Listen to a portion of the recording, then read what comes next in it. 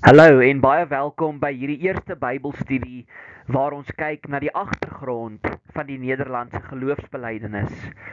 Ons gaan vandag kyk na die agtergrond en dan van volgende week af gaan ons begin kyk na die verskillende artikels, na die inhoud van hierdie pragtige geloofsbelijdenis wat die kernwaarhede bevat van dit wat ons bely. Nou sedert die jaar 1521 het die getuies van ons Here Jesus Christus baie moeilike tye in Nederland beleef. In 1523 is daar 3 mense wat gesterf het vir hulle geloof. Hulle word met ander woorde martelare vir hulle geloof. Maar soos wat hulle sterf, sing hulle, ons loof U, o God, ons prys U naam. Nou baie interessant, in daardie selfde jaar, die jaar 1523, is 'n man gebore met die naam Guido de Brès. Hy is die man wat julle daar op die foto sien. Sy ma het hom streng Rooms-Katoliek grootgemaak. Maar soos wat hy die Bybel vir homself bestudeer het, het hy diep onder die indruk gekom dat die Rooms-Katolieke kerk met baie van hulle sieninge dwaal. Hy het ook diep onder die indruk van sy eie sondes gekom. Later het hy gestudeer en hy het gestudeer onder mense soos Johannes Alaskou en die beroemde Johannes Calvijn. Hy het dus diep onder die indruk gekom van gereformeerde teologie. Nou baie interessant, op die vroeë môre van 2 November 1561 is die poort van die Doorne kasteel oopgemaak en daar binne lê 'n pakkie. Iemand het gedurende die aand 'n pakkie oor daardie kasteel se mure gegooi. En daardie persoon was Guido de Brès. En in daardie pakkie was daar 2 dokumente. Die een dokument was 'n begeleidende brief van koning Philips II. Hy was die koning wat tans oor Nederland regeer het. En die tweede dokument is wat ons ken as die Nederlandse geloofsbelijdenis. Dit word soms ook genoem die 37 artikels, want dit bestaan uit 37 artikels. Of dit word baie keer genoem die Belgiese belydenis, in Engels the Belgic Confession, want dit was geskryf in die suide van Nederlande, vandag bekend as België. Maar nou moet ons baie mooi besef, die Nederlandse geloofsbelydenis het nie net uit die bloute na vore gekom nie. Guido de Brès het dit baie gebaseer op die Franse belydenis, die Confessio Galliana. En dan moet ons ook besef dat hy baie diep onder die indruk van Johannes Calvijn se lering gekom het.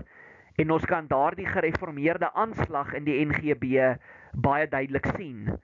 Calvijn het ook sy goedkeuring aan hierdie belydenisskrif gegee. Hy het wel met Guido de Brès oor een saak nie saamgestem nie. Guido de Brès het geglo dat Paulus die brief aan die Hebreërs geskryf het en Calvijn was nie daarvan oortuig nie. Maar met al die ander inhoudelike kommentaar het Johannes Calvijn saamgestem.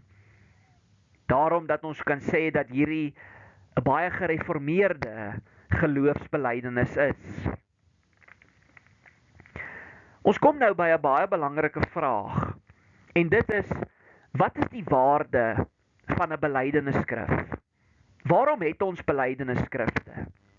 Ons moet in die eerste plek besef dat 'n belydenisskrif hoegenaamd nie gelyk aan die woord van die Here kan staan nie. Dit staan in artikel 7 van die NGB. Daar staan daar dat geen menslike werk, hoe heilig hulle ook al mag wees, gelyk gestel mag word aan die woord van God nie. Met ander woorde, ons sê nie ons glo in die Bybel en die belydenisskrifte nie. Ons stel dit baie anders en dit is baie belangrik hoe ons dit stel. Ons sê ons glo in die Bybel alleen, soos wat dit ook dan opgesom is in ons belydenisskrifte. Die woordjie bely beteken bloot om saam te sê. Met ander woorde, 'n belydenisskrif is iets wat niks tot die Bybel toevoeg of daarvan wegneem nie, maar bloot sê, ek sê saam met die Bybel, dit is wat ek glo. Dit is my geloof. Nou wat baie interessant is, daar is verskillende tekste wat aan die bokant gesit is van Guido de Brès se geloofsbelijdenis. tekste soos Matteus 10 vers 23, Matteus 8 vers 38, 1 Petrus 3 vers 15, Romeine 10 vers 10, 2 Timoteus 2 vers 12. Dit is tekste waarin gelowiges vermaan word om hulle geloof voor die mense te bely. Met ander woorde, dit gaan nie net daaroor om in die stilte van ons studeerkamer of van ons huis te sê, ons glo dat hierdie is 'n goeie samevatting van die Bybel nie. Dit gaan daaroor om ook aan die wêreld daar buite te sê, dit is wat ek van die Bybel glo. Dit gaan daaroor om 'n getuie te wees. En Guido de Brès was inderdaad 'n getuie. Want 5 jaar later sou hy doodgemaak word vir sy geloof. Ons kom dan by 'n tweede baie praktiese gebruik van belydenisskrifte. En veral wanneer ons kyk na die NGB. Die NGB is eintlik wat ons noem 'n werk van sistematiese teologie. Die doel van sistematiese teologie is om te vra, wat sê die hele Bybel, die hele skrif, oor bepaalde temas, en kom ons vat dit dan sistematies in artikels saam. En dit is wat hier gebeur. Daar's byvoorbeeld 'n artikel oor wat die hele Bybel sê oor God, wat die hele skrif oor die skrif sê, wat die hele skrif sê oor regverdigmaking, wat die hele skrif sê oor die seremoniele wet, wat die hele skrif sê oor die laaste oordeel. Maar dis alles artikels waarby ons gaan stil staan. En die rede hoekom hierdie so prakties is as iemand vir ons byvoorbeeld sou vra, maar wat glo julle van God se voorsienigheid? Dan hoef ons nie die hele Bybel deur te blaai en rond te soek en op die internet te gaan krap nie, want ons het reeds 'n artikel in die belydenis wat dit saamvat met al die skrifverwysings aan die onderkant. En dit, broers en susters, is 'n kort agtergrond van die NGB.